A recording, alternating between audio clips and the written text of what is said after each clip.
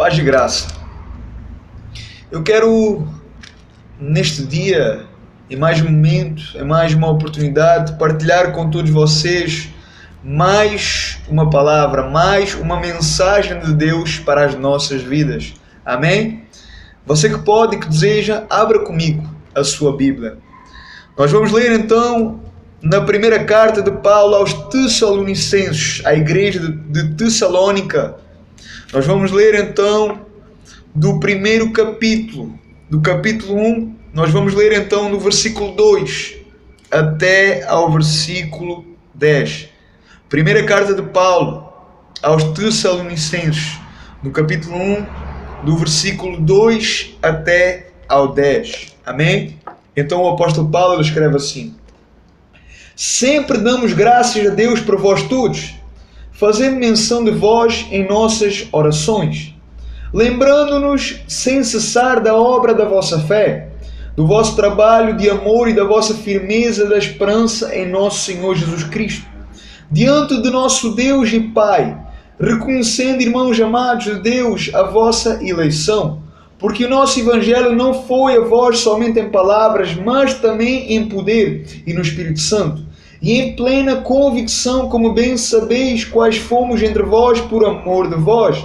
E vós vos tornastes nossos imitadores do Senhor, recebendo a palavra em muita tribulação, com gozo do Espírito Santo, de maneira que fostes exemplos para todos os fiéis da Macedônia e na Acaia. De vós fez ouvir a palavra do Senhor não somente na Macedônia e Acaia, mas também em todos os lugares. A vossa fé para com Deus se espalhou, de tal maneira que não temos necessidade de falar coisa alguma, pois eles mesmos anunciam de nós qual a entrada que tivemos entre vocês. Dizem-nos como vós se converteram dos ídolos a Deus para servir ao Deus vivo e verdadeiro, e aguardaste dos céus a seu Filho, a quem ele ressuscitou dentre os mortos, a saber, Jesus, que nos livrou da ira vindoura. Então, nós precisamos prestar bem atenção àquilo que vai ser falado neste momento. O texto então que nós lemos, para ficar mais explícito, depois você vai ler então Atos, no capítulo 17, do versículo 1 até ao 10. Você precisa então depois ler em Atos dos Apóstolos, do capítulo 17, do versículo 1 até ao 10, para que então esta passagem que nós lemos aqui vai então ficar mais explícita. Você vai entender então melhor este texto. Sendo então a igreja de Tessalônica, ela foi fundada pelo apóstolo Paulo na sua segunda então viagem missionária.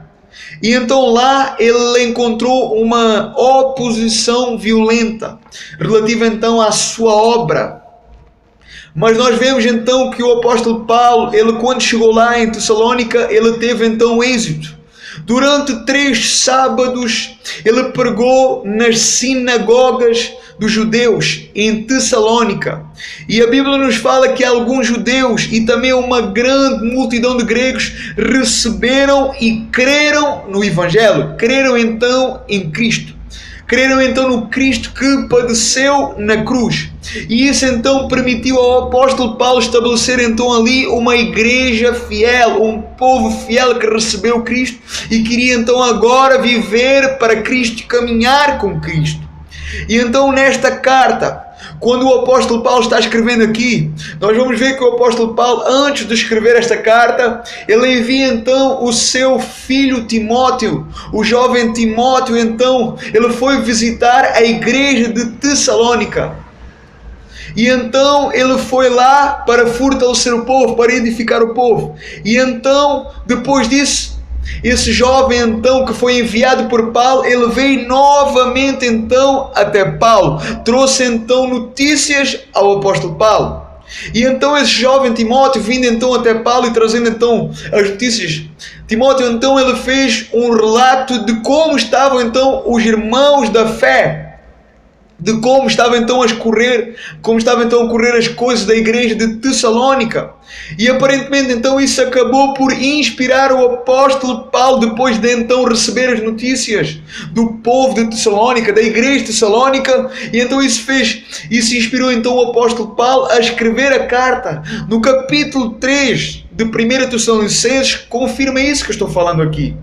Sendo então no texto que nós iniciamos lendo, do versículo então 2 até o versículo 10, nós temos então aqui o apóstolo Paulo resumindo então a obra que Deus tinha feito desde o início ali, desde então que ele proclamou o evangelho àquele povo, da maneira então como aquele povo recebeu e creu no evangelho, na maneira então como eles, depois de ouvirem e receberem a fé, a partir daí então eles tinham virado imitadores de Paulo e do Senhor Jesus Cristo. Isso era então motivo de grande alegria para o apóstolo Paulo. Paulo então lembra a eles que, independentemente de Paulo não estar presente, ele não parava então de cessar, ele não parava então de orar, de interceder por eles, pela igreja, pelo povo de Tessalónica. Paulo não estava presente, mas Paulo estava continuamente a orar e a clamar, a interceder pelo povo. Então o versículo 7, 8, 9 e 10 que nós lemos, é nestes versículos que eu quero então me centrar. Nós vemos então que Paulo ele está dizendo que a maneira como aquele povo recebeu a fé e que a maneira então que agora eles viviam por essa fé, seguindo então e sendo direcionados por ela, isso fez então com que o testemunho daquele povo fosse então irrepreensível, e então isso gerou expansão. O testemunho deles estava se expandindo, estava então chegando ao ouvido de outros. O exemplo então de servir a Deus, de ser então exemplos, de ser então modelos, estava então agora chegando à igreja da Macedônia, estava então agora chegando à igreja da Acaia. Todos os irmãos de lá tinham então a igreja de Tessalónica como exemplo, não só de lá, de Acaia e de Macedônia, como também em muitos outros lugares. A fé do povo de Tessalónica, a fé da igreja de Tessalónica, a fé deles era então tão genuína que Paulo não precisava de falar sobre eles, porque o próprio testemunho estava falando então sobre eles. O próprio testemunho deles estava então expandindo o seu trabalho, expandindo então o seu amor por Deus, expandindo então o seu amor pela obra de Deus. A maneira então como eles estavam servindo a Deus, a genuidade, o caráter, a intimidade estava então gerando um grande impacto entre as pessoas, porque eles estavam então sendo falados por todo o mundo. A fé deles estava então sendo falada por todo o mundo. Então nós estamos falando aqui de uma coisa muito importante. Nós estamos falando aqui de bom testemunho. Homens e mulheres irrepreensíveis. Nós estamos falando aqui de um povo sedento por Deus. Nós estamos falando aqui de um povo sensível ao Espírito Santo. Um povo então que se chama pelo nome de Deus. Um povo então que estava comprometidíssimo com a obra de Deus. E quando assim é, os outros eles são tocados por Deus. Os outros então são atraídos por Deus. Os outros são então direcionados por Deus a ouvir falar desse povo, a ver esse povo, a querer se juntar a esse povo, a querer fazer parte desse povo, a estar perto desse povo. A pessoa então ela é impactada pelo testemunho, pela maneira então de um povo santo andar e viver.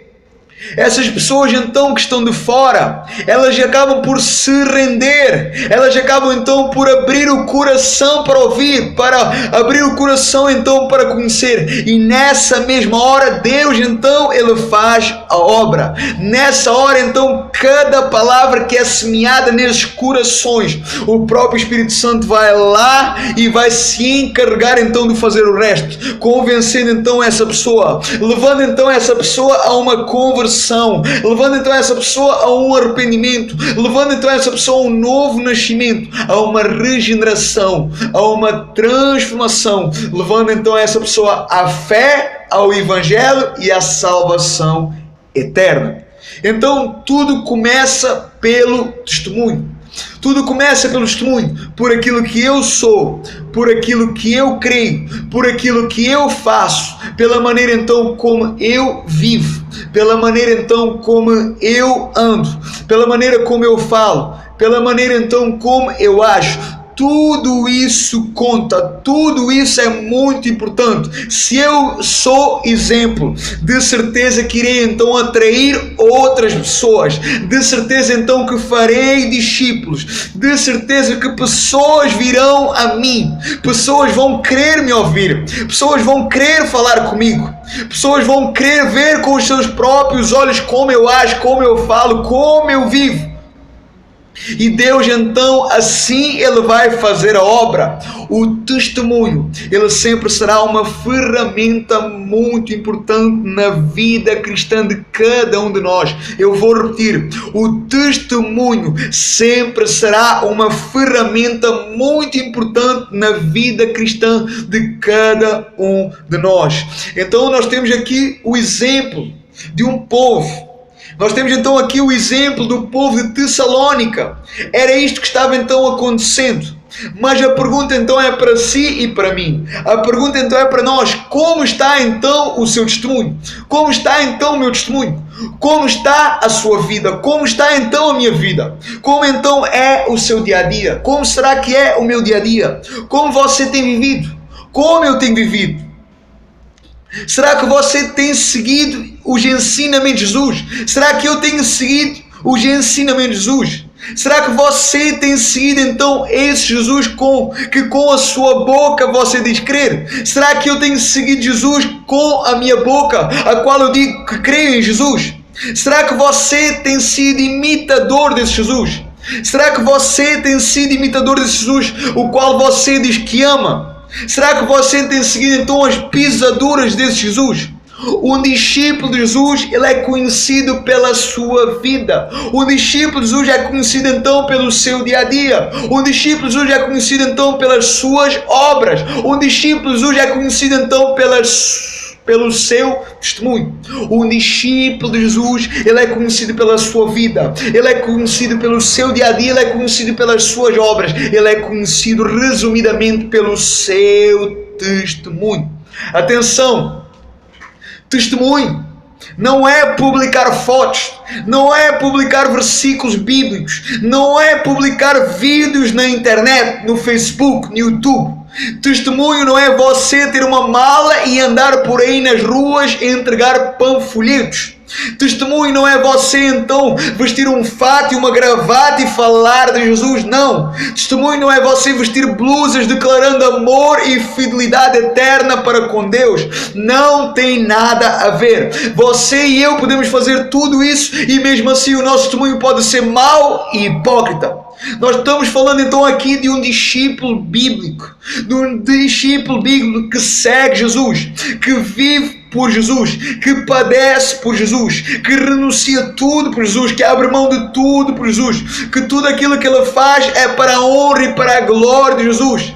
É impossível esse homem ou mulher não fazer a diferença, não atrair pessoas, não atrair seguidores. O testemunho irrepreensível sempre vai atrair e mexer com a estrutura de pessoas. Ele sempre vai influenciar, ele sempre vai ter impacto nas pessoas, ele sempre vai ter peso e influência na eternidade de pessoas. Resta saber então se eu e você temos dado então esse testemunho. Resta saber se eu e você, se nós temos então agido e vivido como tal, nos comportando então como tal. Vida cristã sem testemunho não existe, ou melhor, existe, mas a pessoa não é o que diz e aparenta ser. A Bíblia fala, pela árvore se conhece os frutos. Jesus um dia disse, pela árvore se conhece os frutos. Jesus disse isso, não foi o Fábio que diz, mas é Jesus que diz, é a palavra de Deus, é a Bíblia, é o Evangelho que diz, pela árvore se conhece os frutos. Então é tempo de meditar sobre o que foi falado neste vídeo, rever e examinar cada palavra, e examinar-nos a cada um de nós. A Bíblia fala: examine-se o homem a si mesmo. Não é eu examinar você, mas é você se examinar a si, é eu me examinar. É tempo de nós meditarmos de tudo aquilo que foi falado neste vídeo, examinarmos então cada palavra, revermos então o conceito da nossa fé, examinarmos então cada um de nós, examinarmos então a nossa vida, examinarmos então o nosso dia a dia, examinarmos então as nossas obras, examinarmos então as nossas ações e entendermos quem nós temos sido de verdade e o que nós temos feito. Pessoas morrem todos os dias. Pessoas estão indo para o inferno todos os dias. E talvez a causa disso seja que nós temos falhado e fracassado com essas pessoas. Porque talvez não existe testemunho da nossa parte. Porque talvez nós estamos dentro da igreja, mas nós não nos comportamos como igreja, mas nós não somos igreja. Porque talvez essas pessoas que estão indo para o inferno nunca viram diferença entre nós e eles, porque nós estamos simplesmente dentro da igreja, mas nós não vivemos como igreja, porque se calhar nós fazemos e agimos da mesma forma que eles. Em nome de Jesus, é tempo de nós revermos a nossa fé. Em nome de Jesus, reveja a sua fé. Olhe para a vida de Jesus. Olhe para Mateus, Marcos e Lucas e João. Olhe para os 4 evangelhos. Olhe para a vida de Jesus. Leia, releia, examine a Bíblia. Examine então a vida de Jesus. Veja então que tipo de seguidor você tem sido. Eu preciso ver que tipo de seguidor é que eu tenho sido. Veja que tipo de discípulo é que você tem sido. Reveja então tudo isso. É tempo de analisar tudo isso, de cada um de nós fazer isso, de cada um de nós se autoanalisar, de cada um de nós se examinar. Nós somos chamados para ser luz e sal. Nós somos chamados para produzir aquilo que as pessoas ainda não conhecem. Nós somos chamados para falar de Cristo, mas também para mostrar Cristo em nossa vida, para viver Cristo em nossa vida. Nós somos chamados então para fazer a diferença lá fora. Nós somos chamados para ser Bíblias andantes por esse mundo afora. Talvez o único livro que as pessoas vão ler vai ser o seu livro, o da sua vida, o seu dia a dia. Essa pessoa lendo você e eu, será que ela terá desejo de ser como você, de ser como eu, e crer então na mesma coisa que nós queremos e seguir a mesma coisa que nós seguimos? Pense nisso, medite nisso, que o Espírito Santo ela possa falar a cada coração em nome de Jesus, e que esta palavra ela venha despertar a minha vida e a sua vida em nome de Jesus. Amém. Deus abençoe a todos.